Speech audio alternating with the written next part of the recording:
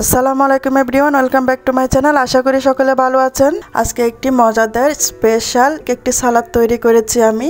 এই সালাদটা ইফতারের সাথে, বিকালের নাস্তার সাথে বা ভাতের সাথে খেতে খুবই ভালো লাগবে। আমি আজকে অন্যরকম ভাবে সালাদ রেসিপিটা তৈরি করেছি। এই সালাদটা আমার খুবই প্রিয়। কি করে আমি আমার স্পেশাল এই সালাদটি তৈরি করে থাকি সেটি জানতে হলে পুরো ভিডিওটি না টেনে দেখতে হবে। তো একটি লাইক দিয়ে ভিডিওটি শুরু করা যাক। প্রথমে আমি এখানে কয়েকটি সবজি নিয়েছি।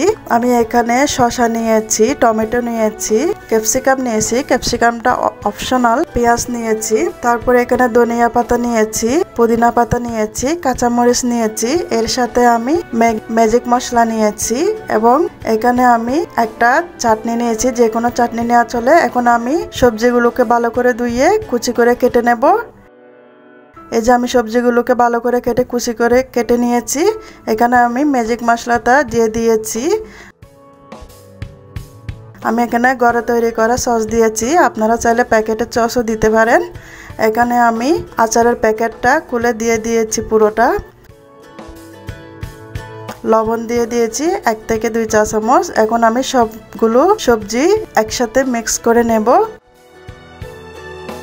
দেখেন আমি সবগুলো সবজি একসাথে মিক্স করে নিয়েছি। এখন এটি টেস্ট করে দেখবেন কতটা টেস্টি, কতটা ইউনিক এই সালাদটা। সেটা আপনারা ঘরে তৈরি করে একবার টেস্ট না করলে বুঝতে পারবেন না। তো আজকের ভিডিওটি যদি ভালো লেগে থাকে লাইক, কমেন্ট, শেয়ার করতে ভুলবেন না। আমার চ্যানেলটা সাবস্ক্রাইব করে আমার পাশে থাকার জন্য অনুরোধ রইল।